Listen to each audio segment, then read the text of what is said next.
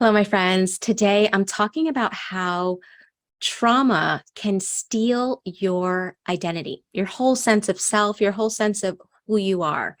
And I remember when I wrote the PDF, I Miss Me and I Want Me Back, which, by the way, you can get for free. I don't have a link ability here. So go check out the links in the description box below. There's a link in my website to get the PDF, I Miss Me and I Want Me Back for free. But anyway, when I wrote that PDF, I wrote it because I had undergone a relationship where I felt like it changed me from the inside out. Like who I was at the end of the relationship was not who I was before going into that relationship. It was like inside there was a knot, right, that was formed, and we'll call that trauma. And I just remember thinking, I miss who I was. Like I miss the person that I used to be. Then I started my healing journey. And as I'm on that healing journey, I realized that the person I thought I was, the person that I missed, really wasn't even my authentic self. It was what is known as the protective self. It was who I had to be because of the trauma. It wasn't even really who I was at a core. Now, it wasn't like it was a complete opposite, and it was certainly an upgrade from the no self that I had after the relationship. But my point is that it wasn't me at all. And coming to that understanding that trauma confuses who you are, trauma steals your sense of self, is hard. And the reason I feel motivated to do this video is because of a comment that somebody left on my a video that I did not too long ago, talking about how trauma causes you to have no self-identity. And so I really want to read this person's comment, because when I was reading it, I was like, oh my goodness, like this person is where I was when I was on my road to recovery. Like that's exactly a comment that I would have put word for word. So let me pull it up and read it to you guys. Okay, so again, this comment was put underneath the video, Living Life with No Self-Identity After Childhood Trauma, Cptsd Signs. If you have not seen it, you can click here and check it out. But shout out to Nicole, because Nicole, I'm reading your comment because I have been there. And literally when I read this, like my heart went out to you. I have been there. Okay, so that being said, she put, I feel like a chameleon, but now that I'm in therapy and healing from my childhood trauma, and I've become aware that I'm doing this, I just feel completely lost. I thought I was a nice person because I liked to serve people.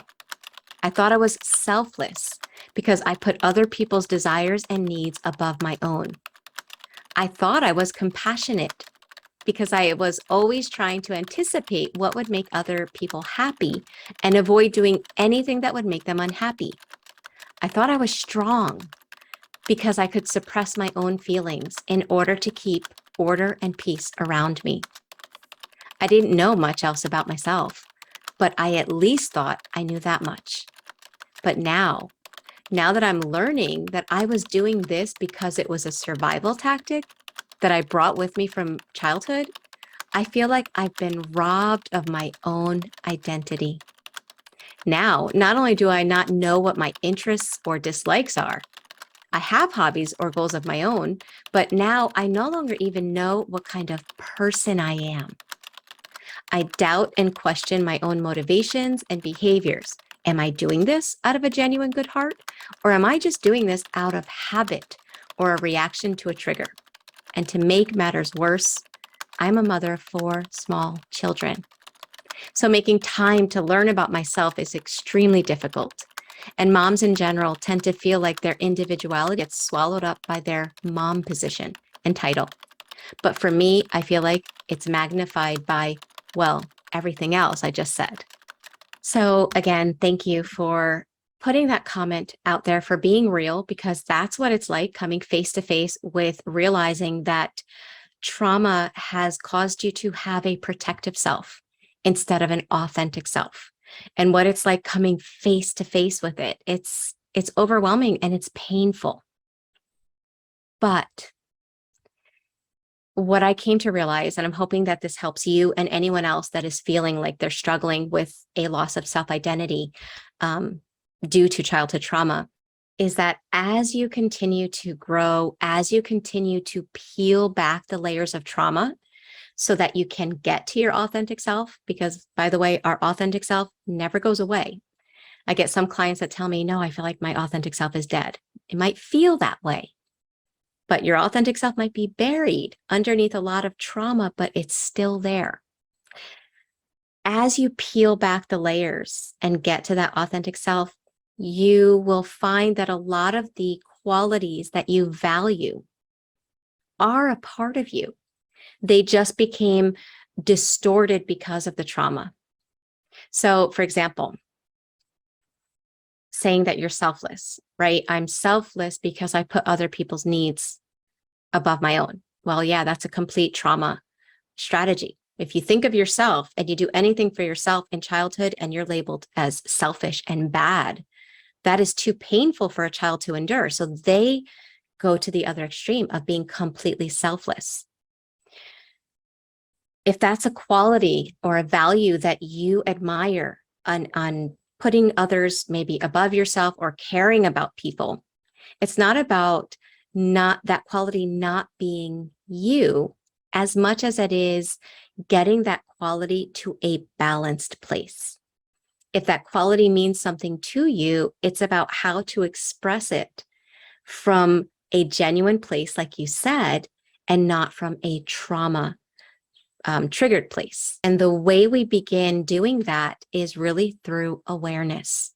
We really start putting the focus on what's going on inside of us when we're going to do something, when we're feeling something, when we're around people. Instead of being hyper vigilant and hyper focused on what are they feeling and what do they need, we start noticing that, but we also say, okay, what am I feeling and why? So if the thought comes up, because this is what trauma does, trauma leaves loops in our brain, loops in our emotional states that just play on default all the time. So for example, let's say you're going to do something for yourself, but your child, a child or a family member or a friend asks for a favor or needs something. The way we start checking in with, is this trauma or is this me, is we start paying attention to what comes up in the body. So it might be that a piece of us is like, oh, but I really want to do this, right? Maybe that's your authentic self communicating with you. But then the default thinking kicks on and says, oh, but that means you're selfish. We listen for that, to that voice, right? We pay attention, we notice it, and then we ask ourselves, well, is this really selfish of me to do this? You know, how is this good for me?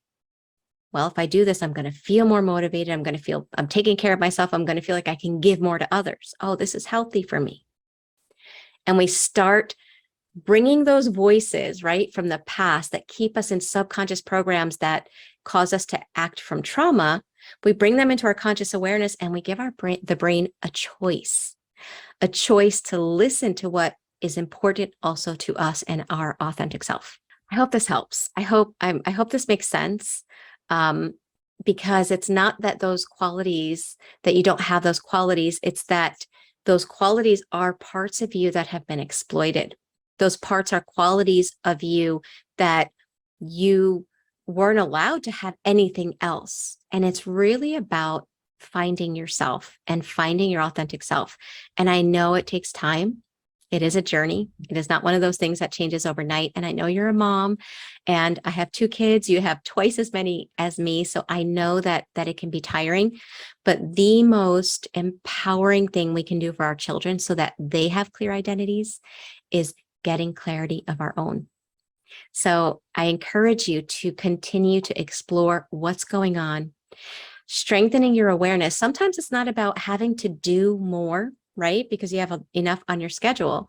It's about learning how to be aware of what you already are doing, bringing it into your conscious awareness and asking yourself, is this a part of my authentic self or is this a part of my protective self?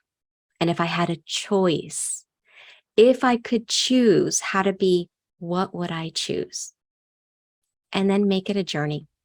Make it a journey back to you. This is an opportunity for you to uncover your authentic self. And your authentic self has been there, just kind of waiting for you to find her, in this case, him or her, for those that are listening. And I do want to add, okay, just for those that are on this journey, right? This journey back to self. Trauma is a separation from self. It divides you from who you really are. So the journey is getting you back. And just to throw this out there, the protective self doesn't want to disappear. So expect resistance on this journey. Expect that as you're trying to uncover your authentic self and you're trying to live in harmony with your authentic self, expect discomfort in the body. But just remember that that discomfort is really just evidence that you're stretching outside of old beliefs. Okay. And then if you're looking for any resources, I have different resources. I have resources to help people on this journey, and I have resources to help people that have been through it and are now ready to help others. Check out the description box below.